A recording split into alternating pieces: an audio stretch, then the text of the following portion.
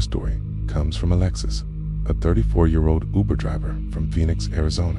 Alexis had been driving for Uber for about 8 months, mostly working the late night shifts because the surge pricing meant better money. He'd pick up drunk college students, bar hoppers, and the occasional airport run. The tips were decent, especially from intoxicated passengers who felt generous after a good night out. It was a Thursday night in October, around 2:30 a.m., when Alexis got a ping for a pickup in a residential area about 15 minutes from downtown. The passenger's name was listed as Veronica, and she had a 4.8 star rating. Nothing seemed unusual about the request.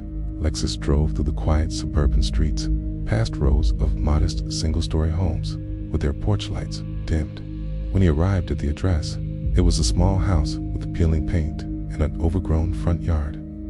The GPS showed he was at the right location, but the house looked completely dark. No lights in any windows, no movement, nothing. Alexis waited for a couple minutes, then sent a text to Veronica letting her know he'd arrived. Almost immediately, his phone rang. It was Veronica, but her voice sounded strange, almost mechanical. "I'm coming out now. Please, don't leave." Alexis looked toward the house again. Still no lights, no sign of anyone moving inside. He was about to call Veronica back when he saw the front door slowly creak open. A figure emerged from the darkness, but something felt wrong immediately. The person was wearing what looked like a long, tattered dress or gown that dragged along the ground. Their hair was long and stringy, hanging down over their face, completely obscuring their features. As the figure got closer to his car, Alexis noticed they weren't walking normally. Instead, they were shuffling, dragging their feet across the concrete in an unnatural, jerky motion. When they reached the passenger door, they just stood there for several seconds without moving. Alexis rolled down his window slightly. "Veronica, are you okay?" The figure's head tilted to one side, but they didn't respond. Then, without warning, they began frantically pulling on the door handle, jerking it up and down repeatedly while making a low, groaning sound.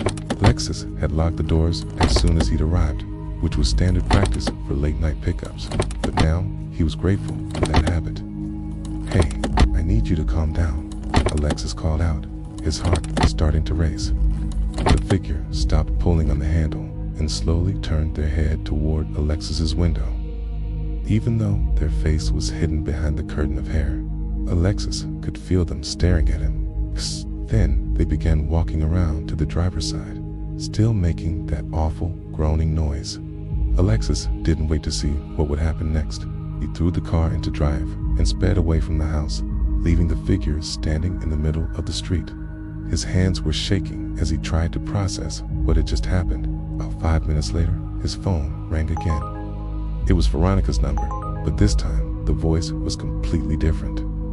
It was a normal-sounding woman, confused and apologetic. "Hi, I'm so sorry. I think there was some kind of mix-up with my ride request. My phone has been acting weird all night, making calls and sending texts on its own. Did someone come to my house?" Alexis pulled over and explained what had happened. The real Veronica was horrified. She told him she'd been having problems with her phone being hacked, and someone had apparently been using her Uber account without her knowledge. She lived alone and had been asleep in her bedroom with the lights off when Alexis arrived. "Hey," she said, her voice becoming frightened. "If you came to my house and someone came out to your car, that means someone was inside my house." Veronica ended up calling the police, who found that someone had broken into her home through a back window.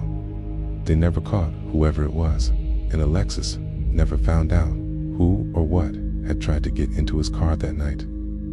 He stopped taking late-night rides in residential areas after that, sticking to busy commercial districts where there were always other people around. The second story is from Carmen, a 29-year-old Uber driver from Portland, Oregon. Carmen had been driving for about a year and a half, usually working weekend evenings to supplement her income from her day job as a veterinary technician. She enjoyed meeting different people and hearing their stories, Plus, the flexible schedule worked well with her regular work hours. One Saturday night in December, Carmen was working the bar district downtown when she received a ride request around 1:45 a.m. The pickup location was outside a popular nightclub, and the destination was about 20 minutes away in a residential area. The passenger's name was Johan, with a 4.9-star rating and over 200 rides completed. Carmen pulled up outside the club and saw a man in his 30s waving at her from the sidewalk. He was well dressed in slacks and a button-down shirt, looked normal and professional. He got into the back seat and immediately struck up a friendly conversation, asking about her night and how long she'd been driving for Uber. "Thanks for picking me up so late," Johan said as they drove through the city. "I know it's probably been a long night for you." Carmen appreciated passengers who were considerate, especially after dealing with drunk and rude people all evening. Johan seemed genuinely nice, asking thoughtful questions about her day job and commenting on how much he respected people who worked with animals. About 10 minutes into the ride, they were driving through a quieter part of the city when Johan's demeanor suddenly changed. His friendly conversation stopped mid-sentence, and Carmen glanced in the rearview mirror to see him staring intensely out the window. "Actually, can you pull over here for a second?" Johan asked, his voice now much more serious. Carmen was confused since they were still several miles from his destination, but she found a safe spot to pull over on a side street. The area was dimly lit with only a few streetlights, and there weren't any other cars or pedestrians around. "Is everything okay?" Carmen asked, turning around to look at Johan. That's when she noticed his entire appearance had changed. His hair, which had been neatly combed when he got in the car, was now disheveled and messy. His shirt was wrinkled and had what looked like dark stains on it. Most disturbing of all, his eyes looked completely different, wild and unfocused. "I need you to get out of the car," Johan said in a monotone voice. Carmen's heart began pounding. "What? No, I'm not getting out of my car." "Get out of the car now," Johan repeated, reaching for his door handle. Carmen immediately hit the gas and pulled back onto the street, but Johan became agitated and started yelling at her to stop. She could see him in the mirror, moving around frantically in the back seat, and she was terrified he was going to try to grab the steering wheel or attack her. "Let me out right here," Johan shouted as they approached a red light. Carmen made a split-second decision. Instead of stopping at the light, she ran through it and pulled into a well-lit gas station that was still open. There were a few other cars there and an attendant visible inside. "Get out now," Carmen said firmly, unlocking the doors. Johan immediately jumped out of the car without saying another word and walked quickly toward the road, disappearing into the darkness. Carmen sat in the gas station parking lot for several minutes, trying to calm down and figure out what had just happened. The next day, Carmen received a notification that Johan had given her a 1-star rating and complained that she had refused to complete his ride. But when she checked his profile to report the incident, something strange happened. Johan's profile showed only 12 completed rides, not the 200 plus she had seen the night before. His rating was also now 3.2 stars instead of 4.9. Carmen contacted Uber support and learned that passenger profiles can sometimes display incorrect information due to technical glitches or account issues. They couldn't tell her specifically what had happened with Johan's account, but they assured her that the incident had been documented and that she wouldn't be matched with that passenger again. Carmen still drives for Uber, but now she always keeps her doors locked until she's confirmed the passenger's identity, and she never pulls over in isolated areas no matter what the passenger requests. This final story comes from Isaac, a 41-year-old Uber driver from Tampa, Florida.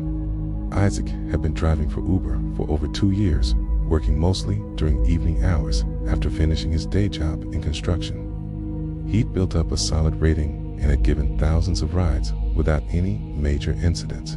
Isaac preferred the steady income from ride-sharing to the unpredictable nature of construction work, especially during Florida's rainy season when outdoor projects got delayed.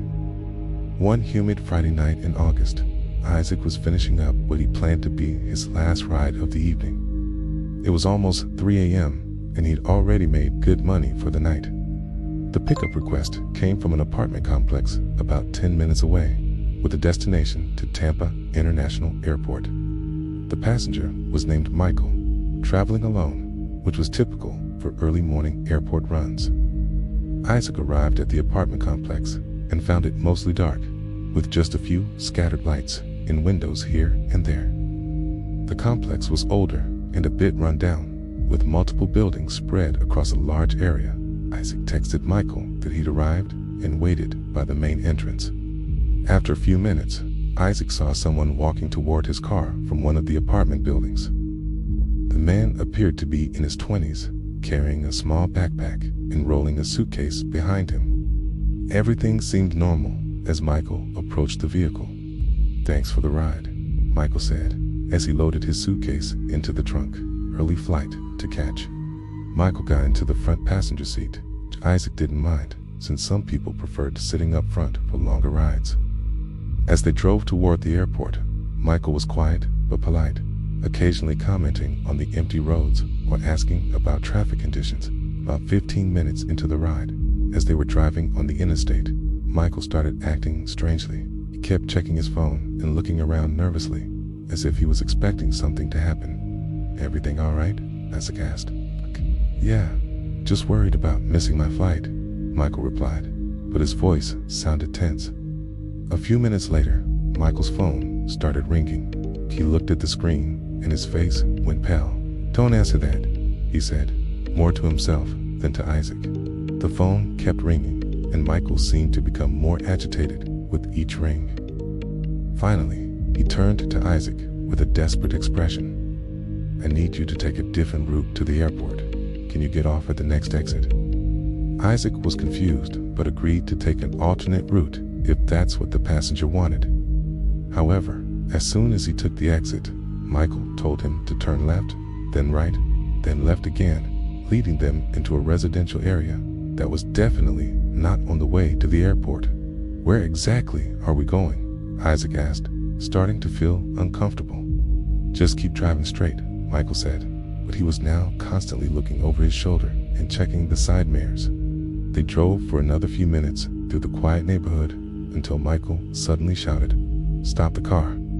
Isaac pulled over, and Michael immediately jumped out, grabbing his backpack but leaving his suitcase in the trunk. "Thanks for the ride," Michael said quickly, then started jogging down the street toward a cluster of houses. Isaac sat there for a moment, confused about what had just happened. Michael's suitcase was still in his trunk, and they were nowhere near the airport. He tried calling Michael's number, but it went straight to voicemail.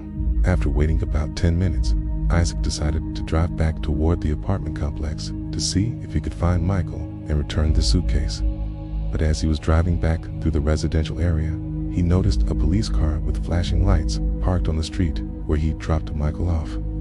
Isaac's curiosity got the better of him, and he pulled over to see what was happening. A police officer approached his car and asked if he'd seen anyone suspicious in the area.